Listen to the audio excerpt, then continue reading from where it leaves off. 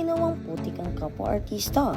Vice ganda nanganganib masuspindi matapos pandirian at bastusin ang isang dancer sa live TV. Isang nakakagimbal na eksena ang yumanig sa tanghalian ng mga Pilipino matapos masaksihan ang tila lantarang pambabastos at pangahamak ng pinakasikat na mukha ng telebisyon laban sa isang hamak na mananayaw. Nagliyab ang iba't ibang social media platforms matapos umiri ang controversial na episode ng isang noontime show noong ika-24 ng Hulyo kung saan ginawang katatawanan ni Vice ganda ang kulay at pagkatao ni Johaira ng mas kilala bilang Jera Morris ng grupong Baby Dolls sa kalagitnaan ng segment ng Memory Mark na dapat sana ay maghahatid ng aliw at tawanan. Isang hindi inaasahang pandudura ng tubig sa mukha ang sumalubong sa kawawang dancer. Ngunit ang mas nakakapagpatindig balahibo ay ang linyang binitawan ng sikat na host matapos ang ginawang pamamasa. Walang pangingiming kinanong ng komedyante kung bakit nagkaputik ang dalaga.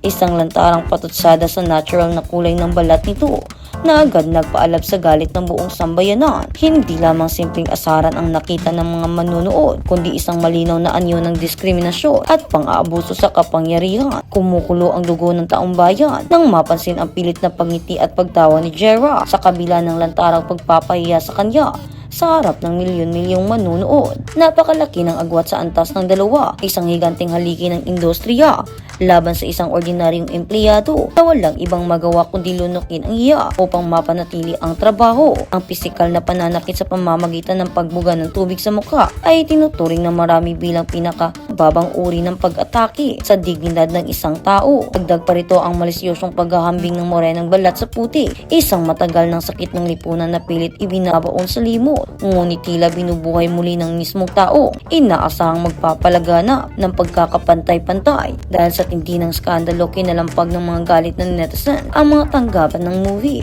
and Television Review and Classification Board o MTRCB upang hilingin ang agarang investigasyon at posibleng suspensyon ng nasabing programa. Hindi na bago ang Showtime sa mga ganitong uri ng kontrobersya at suspension.